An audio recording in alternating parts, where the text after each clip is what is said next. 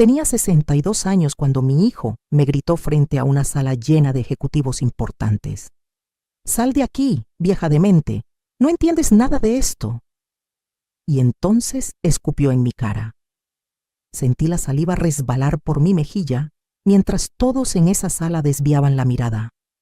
Miré la pantalla donde brillaba un contrato por millones de dólares, el futuro de la empresa que yo había construido con mis propias manos durante 30 años.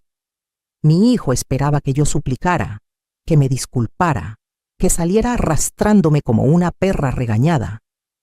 En lugar de eso, tomé mi bolso, me limpié la cara con dignidad y dije solamente 2 palabras: buena suerte. Lo que él no sabía, lo que ninguno de ellos sabía en ese momento, era que acababa de cometer el error más grande de su vida. Sigue mi historia hasta el final y comenta la ciudad desde donde me estás viendo para saber qué tan lejos ha llegado mi relato.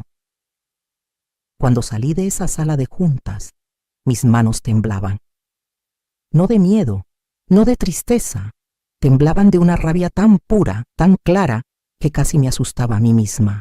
Caminé por el pasillo de mármol de esas oficinas en Polanco, el sonido de mis tacones resonando en las paredes, y por primera vez en décadas sentí algo parecido a la libertad. Porque finalmente había visto la verdad. Finalmente había abierto los ojos. Dejé que la puerta del elevador se cerrara y solo entonces, en la soledad de esa caja de metal descendiendo, permití que una lágrima rodara por mi mejilla.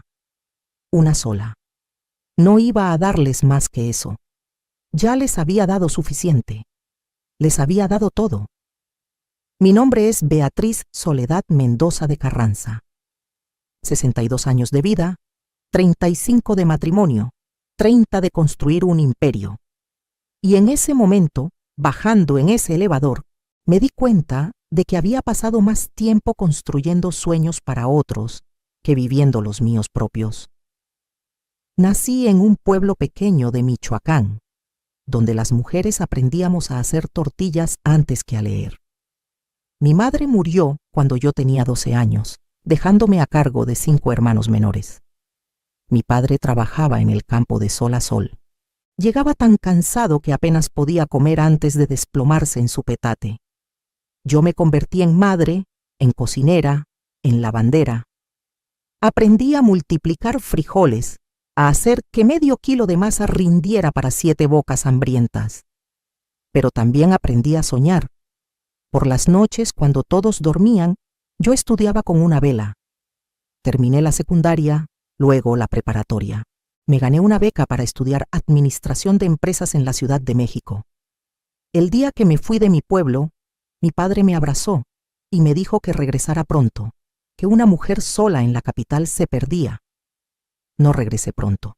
No me perdí tampoco. Conocí a Roberto Carranza en mi segundo año de universidad. Él estudiaba ingeniería, venía de una familia de clase media de Guadalajara.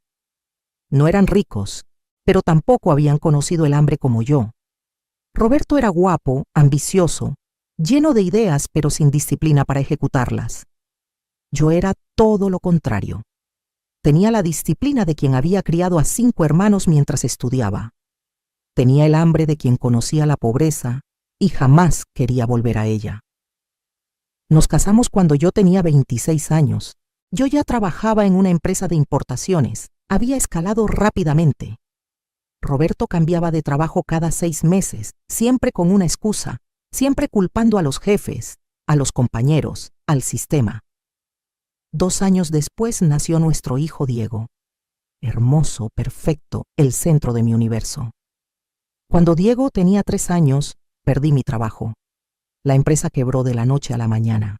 Roberto estaba otra vez desempleado. Teníamos deudas, un niño pequeño y 0 ingresos. Esa noche, sentada en la mesa de nuestra cocina diminuta, rodeada de facturas impagas, tomé una decisión. Nunca más iba a depender de nadie. Con los pocos ahorros que nos quedaban y un préstamo que me hizo mi antiguo jefe porque confiaba en mí, abrí un pequeño negocio de importación de textiles. Trabajaba 18 horas al día. Dejaba a Diego con una vecina, salía antes del amanecer, regresaba cuando él ya dormía. Los fines de semana eran para él, pero entre semana yo era una máquina de trabajo y ambición. Roberto decía que me apoyaba, pero en realidad lo que hacía era quedarse en casa, buscar trabajo sin mucho entusiasmo y poco a poco acomodarse en el papel de esposos de empresaria. Al principio me molestaba, luego me daba igual. Yo estaba construyendo algo más grande que mi matrimonio. Estaba construyendo seguridad, futuro, un legado. En 5 años, mi pequeño negocio de textiles se había convertido en una empresa mediana. En 10 años, éramos uno de los principales importadores del país. En 15, habíamos diversificado a manufactura propia. Yo era la mente detrás de cada decisión, cada estrategia, cada movimiento. Roberto oficialmente era el subdirector, pero todos sabían que era un título de cortesía. El verdadero poder era mío. Diego creció viendo a su madre triunfar. Estudió en Esmeste, en los mejores colegios, veraneaba en la playa, nunca le faltó nada. Quizá ese fue mi error, darle todo sin enseñarle el valor de nada. Él no conoció el hambre que yo conocí. No tuvo que criar hermanos ni estudiar con velas. Su camino estaba pavimentado con mi esfuerzo, pero él creía que era su derecho, no mi regalo. Cuando tenía 18 años, me dijo que quería estudiar negocios internacionales. Por supuesto, mi amor, le dije. Lo mandé a una universidad privada carísima. Pagué su departamento, su coche, sus gastos. Se graduó con honores mediocres y expectativas altísimas. Quería entrar directo a la gerencia de la empresa. Yo le dije que no, que necesitaba aprender desde abajo como había hecho yo. Ahí comenzó el resentimiento. Diego sentía que le negaba lo que era suyo por derecho. Roberto, en lugar de apoyarme, lo consentía. Le decía que yo era muy dura, muy exigente, que no entendía a las nuevas generaciones. Poco a poco, padre e hijo se fueron uniendo en contra mía. Aún así, cedí. Siempre cedía cuando se trataba de Diego. Lo puse en una posición gerencial, quizá antes de que estuviera listo, y para mi sorpresa mostró talento. No mi disciplina, no mi visión a largo plazo, pero tenía carisma. Sabía hablar con clientes, cerrar tratos, venderse a sí mismo. Me sentí orgullosa. Mi hijo, finalmente demostrando su valor. Los siguientes años fueron de crecimiento acelerado. Diego traía contratos grandes. Yo me encargaba de que se ejecutaran perfectamente. Éramos un equipo, o eso creía yo. La empresa llegó a valer más de $100 millones. Teníamos oficinas en 3 países, más de 500 empleados. Yo era una de las empresarias más exitosas de México, y lo había logrado siendo mujer, siendo de un pueblo, siendo alguien a quien el mundo le había dicho que no podía. Pero el éxito tiene un precio, y yo estaba a punto de descubrir cuál era el mío. Comenzó con pequeñas cosas. Diego cuestionando mis decisiones en las juntas. Roberto apoyándolo, diciendo que yo estaba quedándome atrás, que no entendía las nuevas tecnologías, las nuevas formas de hacer negocios.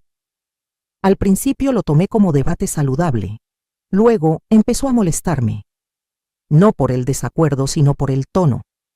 Había desprecio en la forma en que Diego me hablaba, como si yo fuera un estorbo, no la fundadora. Un día llegué a la oficina y encontré que habían cambiado mi asistente sin consultarme. La nueva chica era sobrina de Roberto, joven, sin experiencia. Cuando reclamé, Diego me dijo que Marina había renunciado porque yo era muy difícil de complacer. Eso me dolió. Marina había trabajado conmigo 8 años.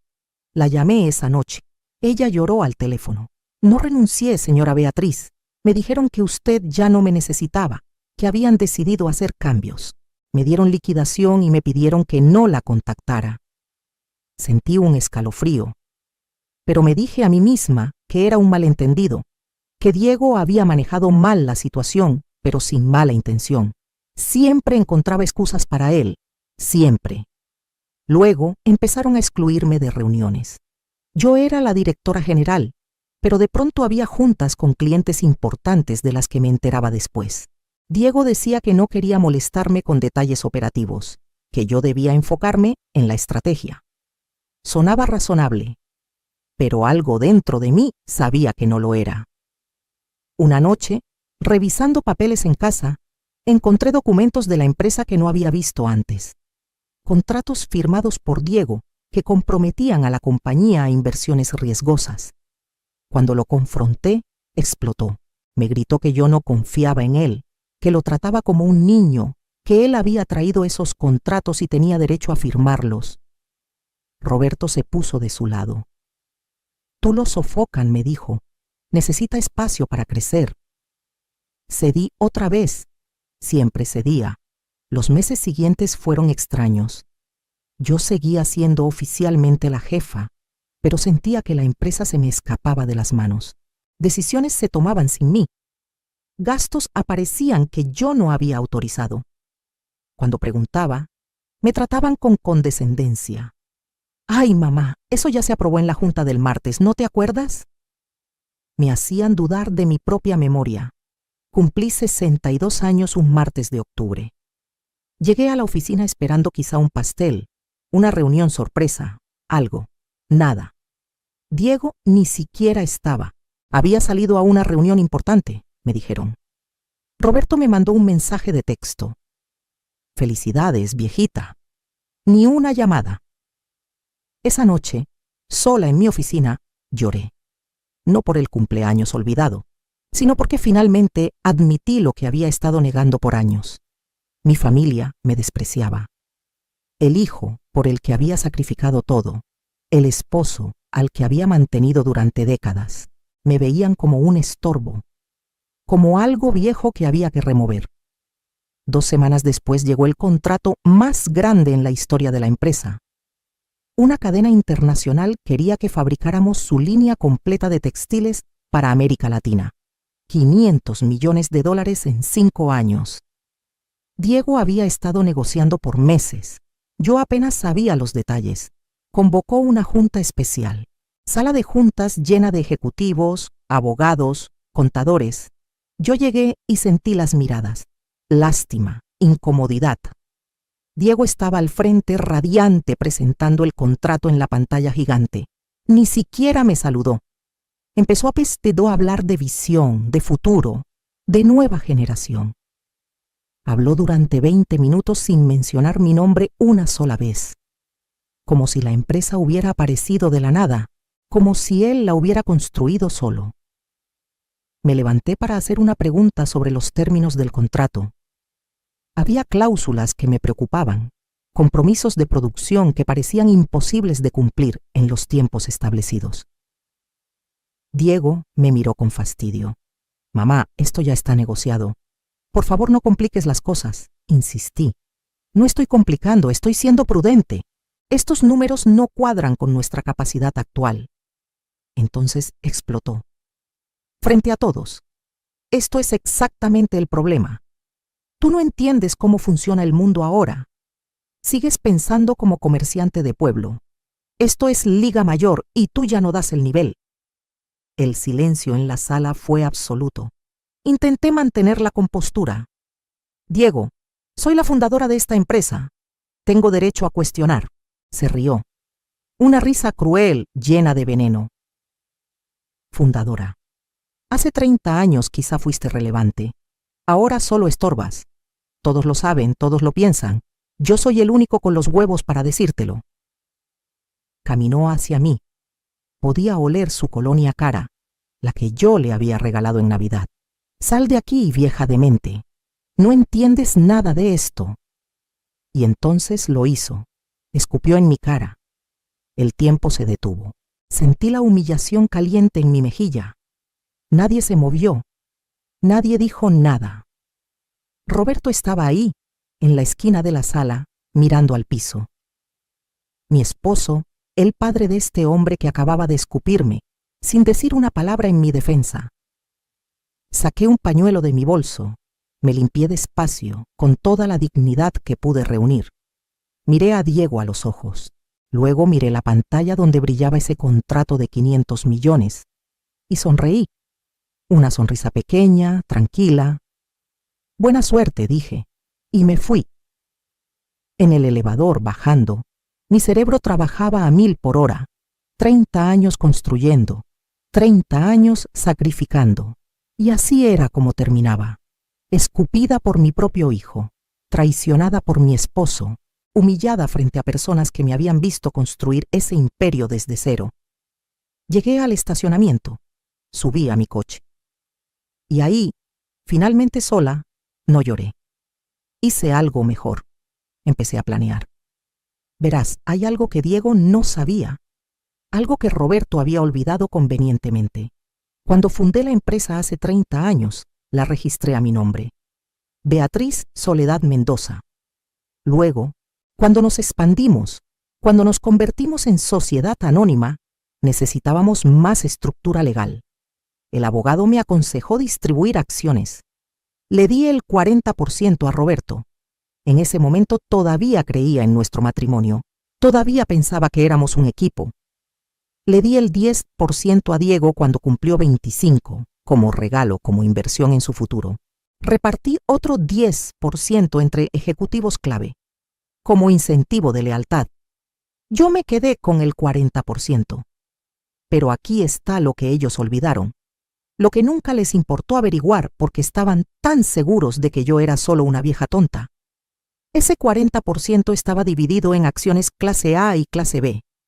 Las clase A, que yo poseía en su totalidad, tenían poder de voto doble. En términos prácticos, yo controlaba el 55% de los votos de la empresa. Mayoría absoluta. Sin mí, ninguna decisión importante podía tomarse legalmente. Ningún contrato de ese tamaño podía firmarse. Ningún cambio en la dirección podía ejecutarse. Diego pensaba que con el 40% de su padre, más su 10%, más el apoyo de algunos ejecutivos, podía hacer lo que quisiera.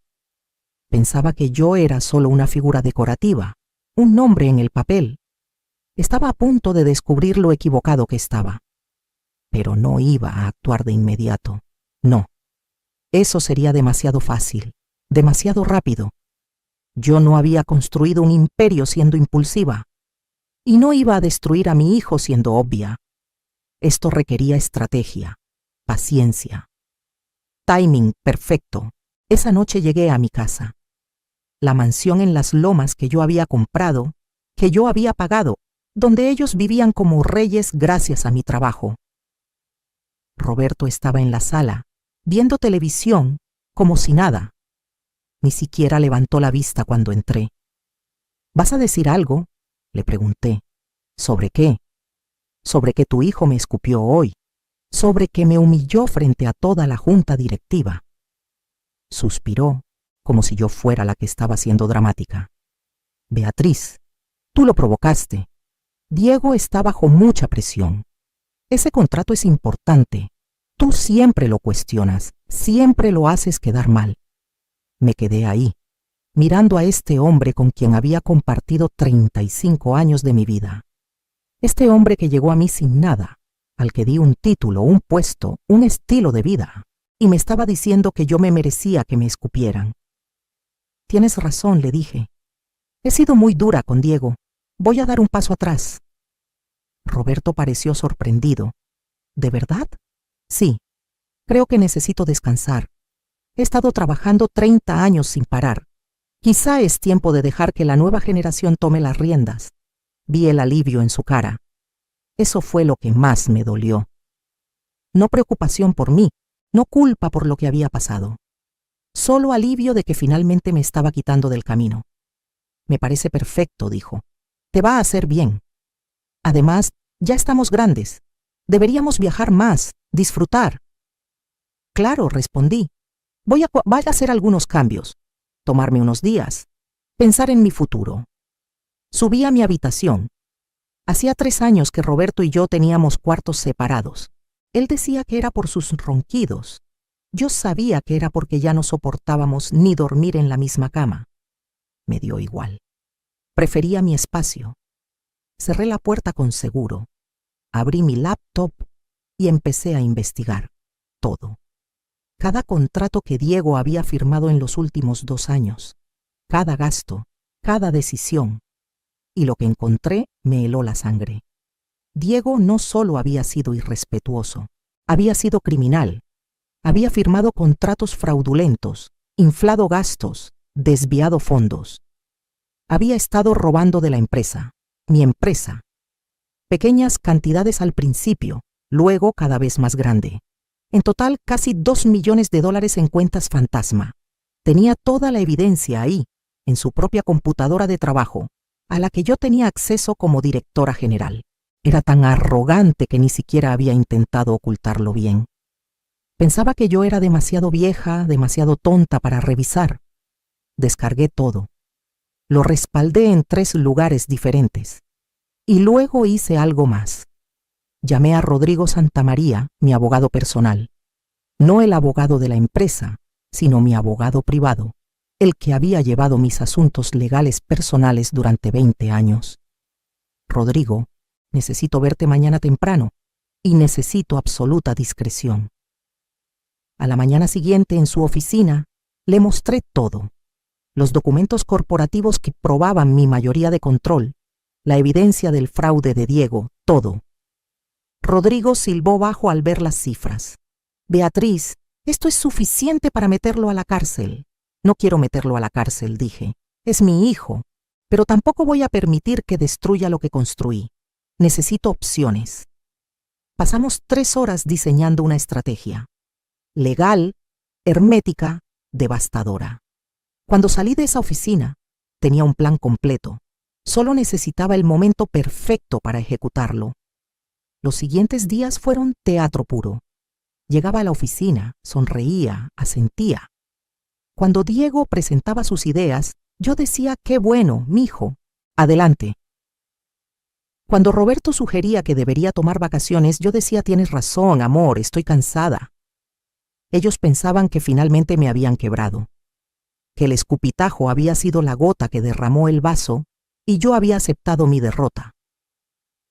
Los veía susurrar entre ellos, sonreír con complicidad, seguramente planeando cómo iban a sacarme completamente. Una semana después del incidente, Diego convocó otra junta. Esta vez los invitados eran los representantes de la cadena internacional. Iban a firmar el contrato de 500 millones, la junta más importante en la historia de la empresa. Yo llegué temprano. Me senté en mi lugar de siempre, en la cabecera de la mesa. Diego entró con los ejecutivos extranjeros, riendo, dándose importancia. Cuando me vio, su sonrisa vaciló un segundo. Luego se recompuso. Mamá, qué bueno que pudiste venir. Aunque esto es bastante técnico, no sé si te interese quedarte para todo. Me encantaría quedarme, dije dulcemente. Después de todo, sigo siendo la directora general. Vi la irritación cruzar su rostro, pero no podía hacer una escena frente a los clientes. Comenzó su presentación. 40 minutos de palabrería, de proyecciones infladas, de promesas que yo sabía que no podíamos cumplir con nuestra capacidad actual. Cuando terminó, el CEO de la cadena extranjera preguntó si había alguna duda antes de proceder a la firma.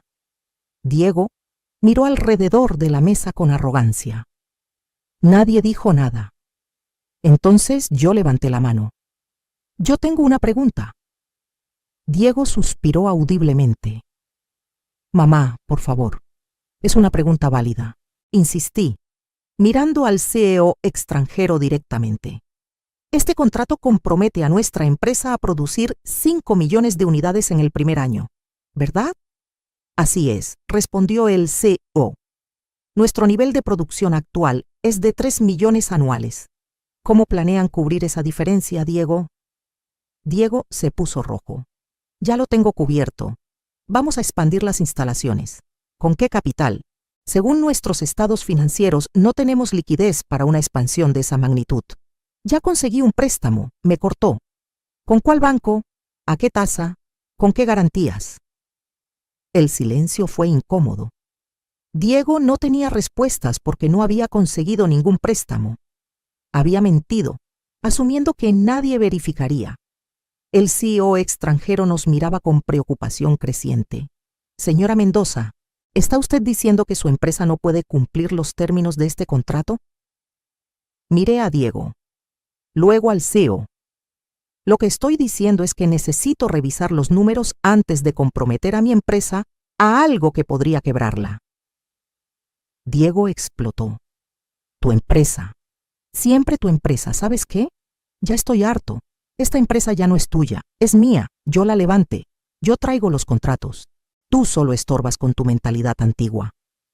Los ejecutivos extranjeros se miraron entre sí. Esto claramente no era lo que esperaban. Uno de ellos se levantó. Creo que necesitamos revisar algunos temas antes de proceder. Los contactaremos. Y se fueron. Todos. Dejando el contrato sin firmar sobre la mesa, Diego me miró con un odio que nunca había visto en sus ojos.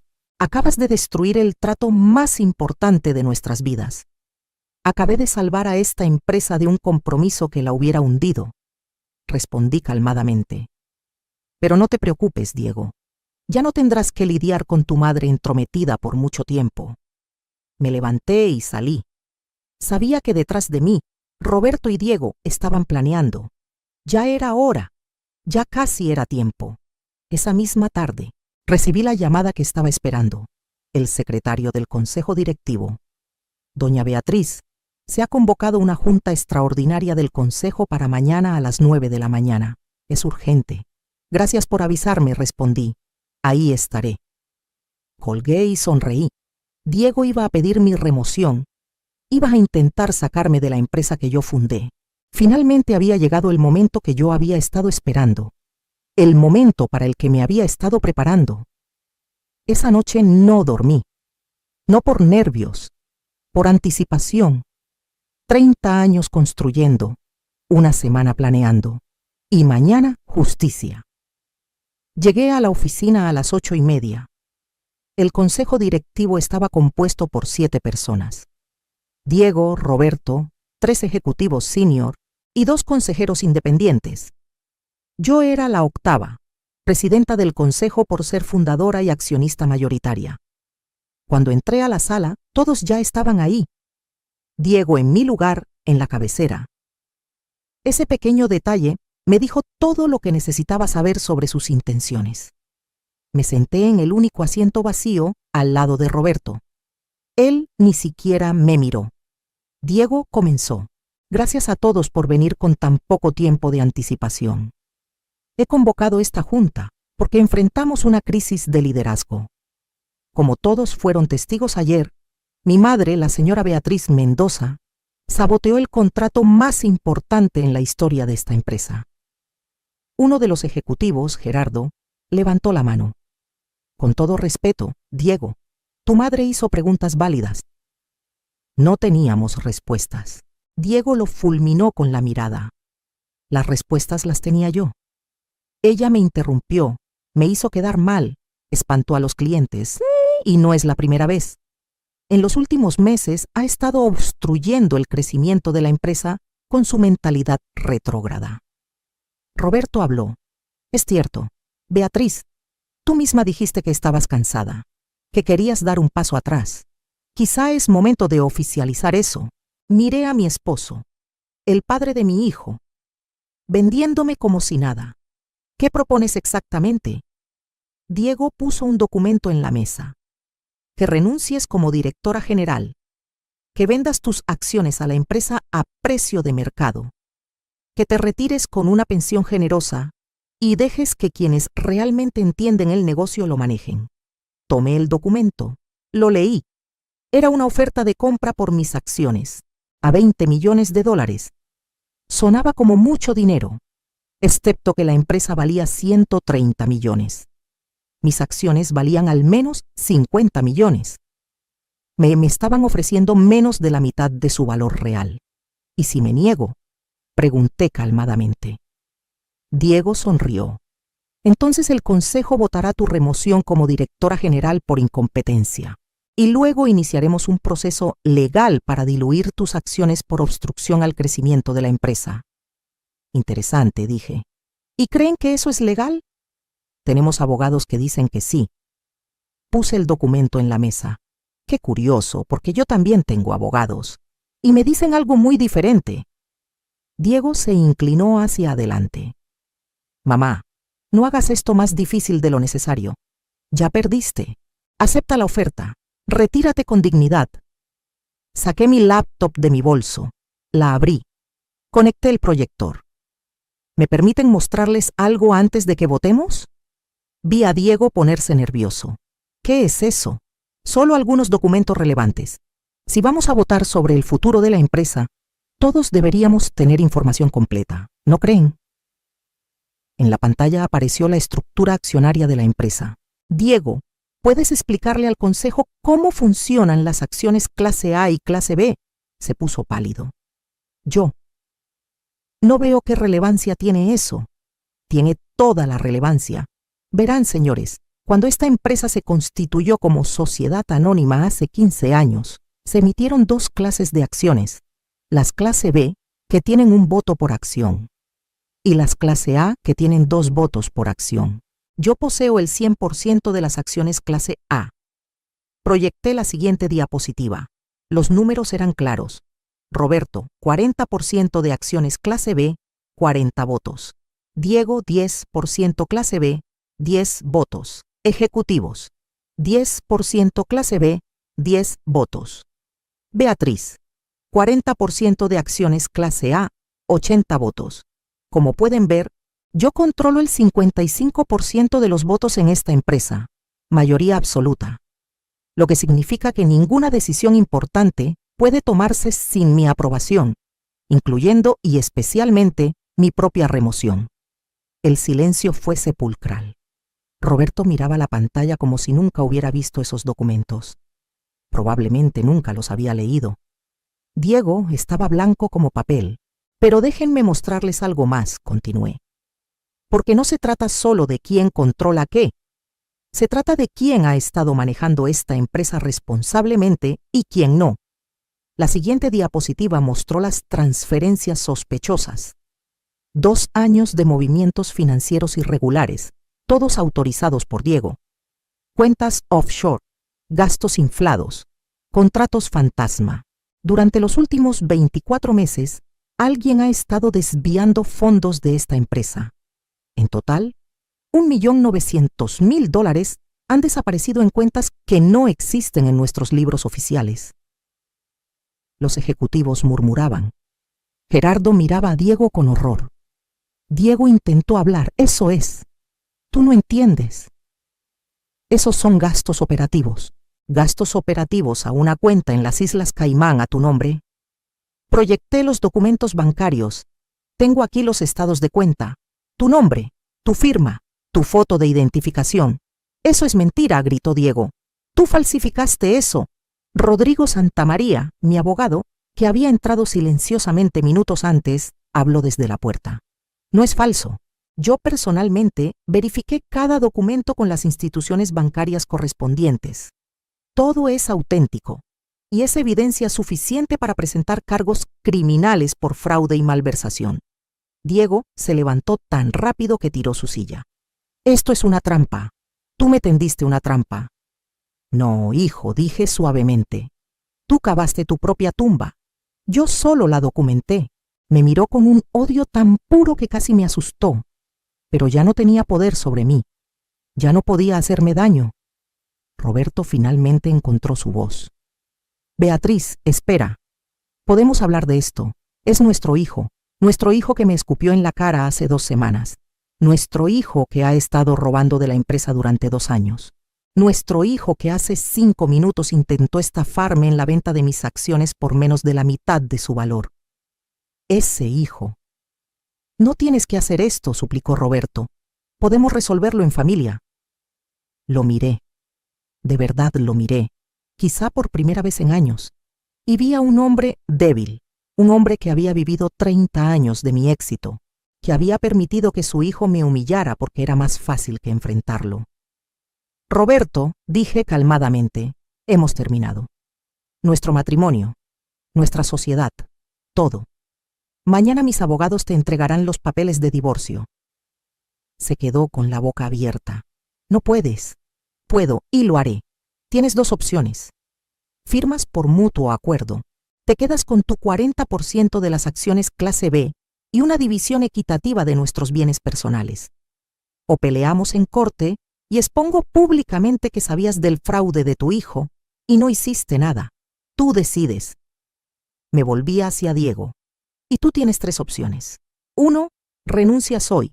Me devuelves cada peso que robaste y yo no presento cargos criminales. 2. Te niegas y paso toda esta evidencia al Ministerio Público y te vas a la cárcel. 3. Intentas pelear y te destruyo legal, financiera y públicamente. Tú decides. No puedes hacerme esto, susurró. Soy tu hijo, eras mi hijo, hasta que decidiste escupirme en la cara. Ahora eres un ladrón que cometió fraude contra mi empresa. Las lágrimas empezaron a rodar por su cara. No eran de arrepentimiento, eran de rabia, de frustración de haber perdido. Siempre me odiaste, dijo. Siempre fui menos que tu maldita empresa. Eso me dolió, porque tenía algo de verdad. Quizás sí había puesto la empresa antes que él. Quizá por eso había crecido tan resentido, tan hambriento de poder, pero no justificaba lo que había hecho. Diego, dije más suavemente, yo te di todo. La mejor educación, oportunidades que yo nunca tuve, un camino pavimentado hacia el éxito, pero no te di carácter. No te enseñé a valorar las cosas. Esa fue mi falla como madre. Pero tus acciones como adulto son tu responsabilidad. Me levanté.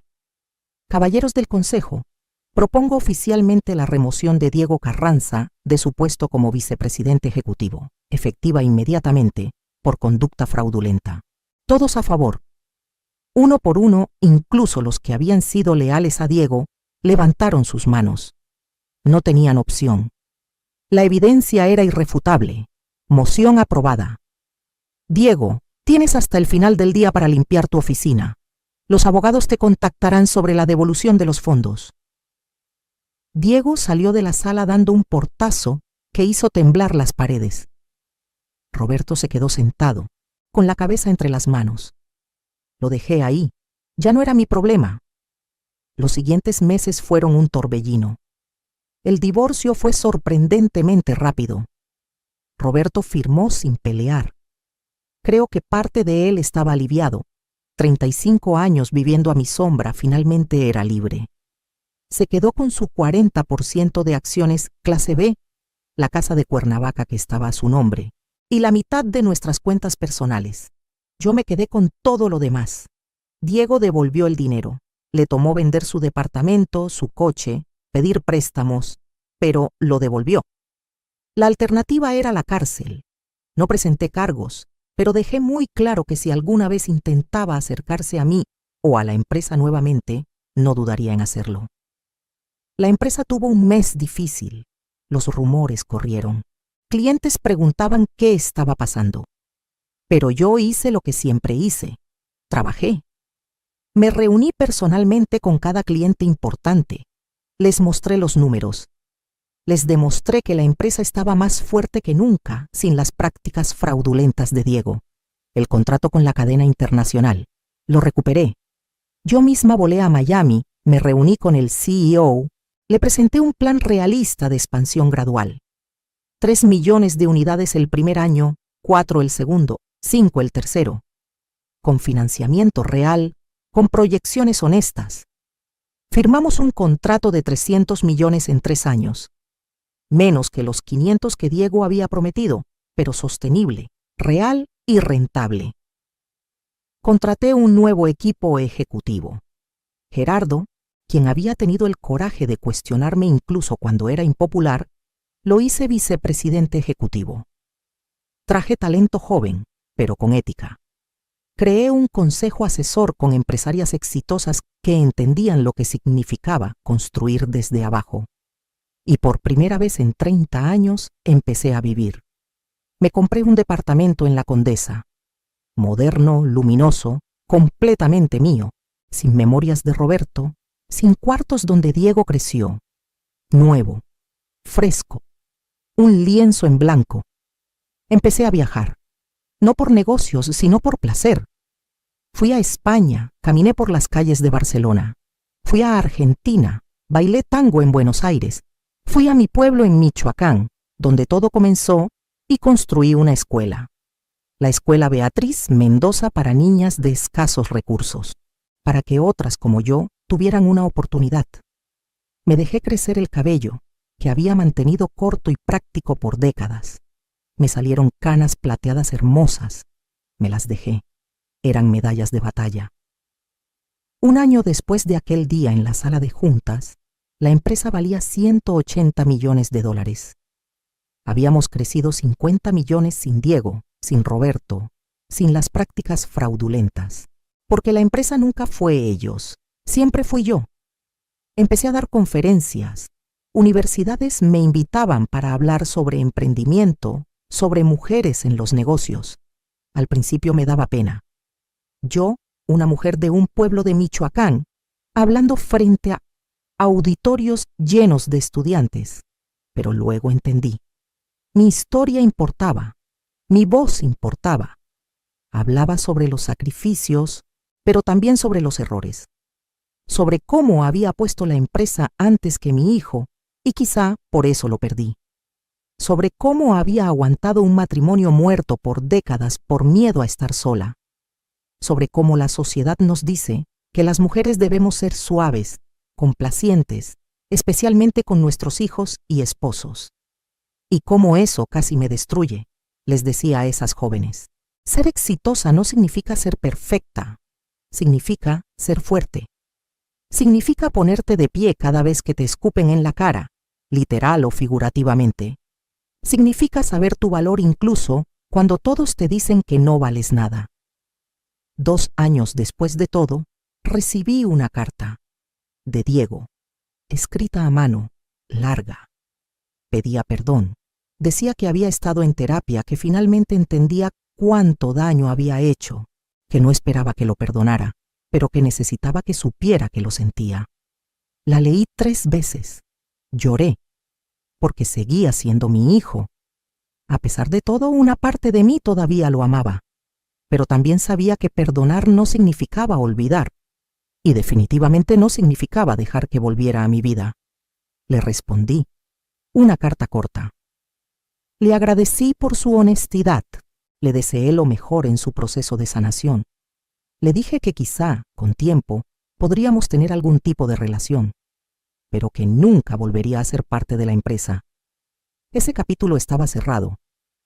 Roberto intentó comunicarse varias veces, llamadas que no contesté, mensajes que no respondí.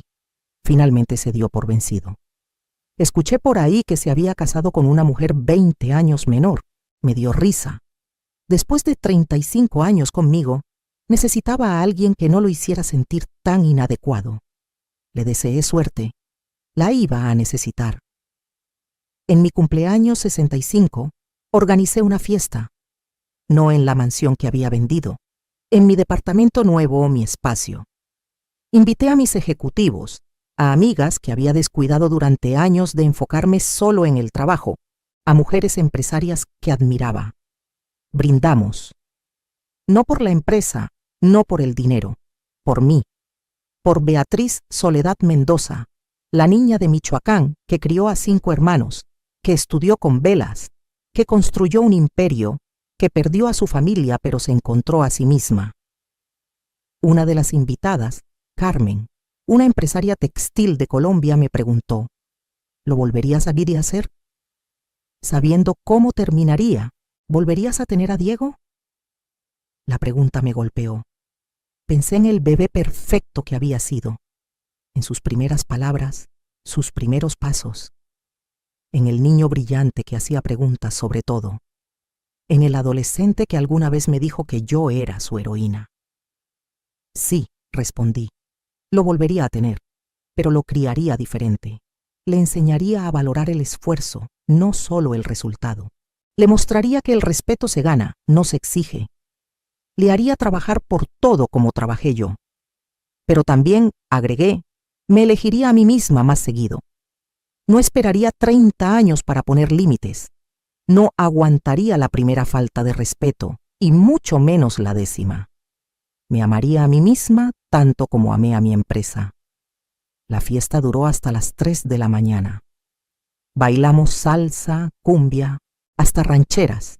Yo, con mis 65 años, bailé como no había bailado en décadas, porque finalmente era libre. Hoy, mientras escribo esto, tengo 68 años. La empresa vale $250 millones. Pero más importante que eso, yo valgo. Lo sé, lo siento, lo vivo cada día. Sigo trabajando, pero ahora en mis términos. 3 días a la semana en la oficina, el resto haciendo lo que me da la gana. Viajo, leo. Tengo un grupo de amigas con las que me reúno cada semana. Incluso salí con un par de hombres, aunque nada serio. Estoy bien sola. De hecho, estoy mejor que nunca. La escuela en Michoacán tiene ahora 200 alumnas. Niñas brillantes, hambrientas de oportunidades como lo estuve yo. Les doy becas completas, uniformes, útiles. Algunas ya están en la universidad. Una me escribió hace poco diciendo que quería estudiar administración de empresas como yo. Lloré de orgullo. Esa niña no es mi hija de sangre. Pero está aprendiendo de mí lo que Diego nunca aprendió. Que el éxito no se hereda, se construye. Que el respeto no se exige, se gana. Que ser mujer en un mundo de hombres no es una desventaja, es una fortaleza. A veces me preguntan si me siento sola sin familia. Les digo que tengo familia. Tengo 200 hijas en Michoacán. Tengo un equipo de ejecutivos que me respeta. Tengo amigas que me valoran. Tengo a Beatriz. Y ella es suficiente. El otro día pasé frente a la oficina donde Diego me escupió hace 6 años. Esa sala de juntas está ahora llena de fotos de mujeres empresarias inspiradoras.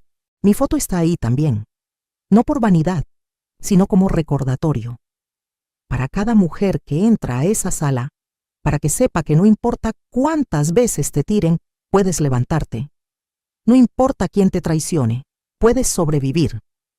No importa cuántos te digan que no puedes, tú sabes que sí. Mi historia no es única. Hay miles de Beatrices en América Latina, mujeres que construyen imperios mientras crían hijos, que cargan con familias enteras en sus espaldas, que dan y dan y dan hasta que ya no queda nada. Y luego, cuando se atreven a poner límites, son llamadas egoístas, malas madres, malas esposas. A todas esas mujeres les digo, tu valor no depende de cuánto aguantes, depende de cuánto te valores a ti misma.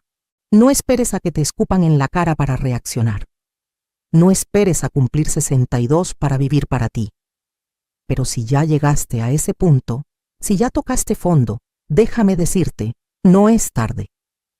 Nunca es tarde para levantarte, para reclamar tu poder, para construir la vida que mereces. Hoy, cuando me miro al espejo, veo a una mujer con arrugas ganadas honestamente. Veo canas que representan sabiduría, no solo edad. Veo ojos que ya no buscan aprobación de nadie. Veo a Beatriz Soledad Mendoza, empresaria, fundadora, sobreviviente, guerrera. Y veo a una mujer que, después de dar tanto a todos, finalmente aprendió a darse a sí misma. Esa es mi historia. Una historia de traición, sí, pero también de resurrección, de descubrir que cuando pierdes todo, a veces te encuentras a ti misma. Y ese es el mejor regalo de todos. A mi hijo Diego, donde sea que esté, le deseo que encuentre paz, que aprenda las lecciones que yo no pude enseñarle, que algún día entienda que lo que hice no fue venganza, fue justicia, y que espero que sea mejor padre de lo que yo fui madre. A Roberto, que tuvo 35 años de oportunidades para ser mi compañero y eligió ser mi sombra, le deseo que encuentre su propia luz, que deje de vivir del éxito de otros y construya el suyo. Y a las mujeres que están leyendo esto, escuchando esto, viviéndolo, ustedes son más fuertes de lo que creen, más valiosas de lo que les dijeron, más capaces de lo que imaginan. No dejen que nadie, ni siquiera su propia familia, les haga creer lo contrario. Cuando alguien te escupa en la cara, literal o figurativamente, Tienes dos opciones. Puedes quedarte ahí, limpiarte y agachar la cabeza, o puedes limpiarte, levantar la cabeza y decir, buena suerte, y luego mostrarles exactamente quién eres. Yo elegí la segunda opción y cambió mi vida. ¿Qué harías tú en mi lugar? Comenta abajo. Y recuerda, nunca es tarde para elegirte a ti misma. Nunca es tarde para reclamar tu poder. Nunca es tarde para vivir la vida que construiste con tus propias manos. Soy Beatriz Soledad Mendoza. Tengo 68 años y mi vida apenas está comenzando.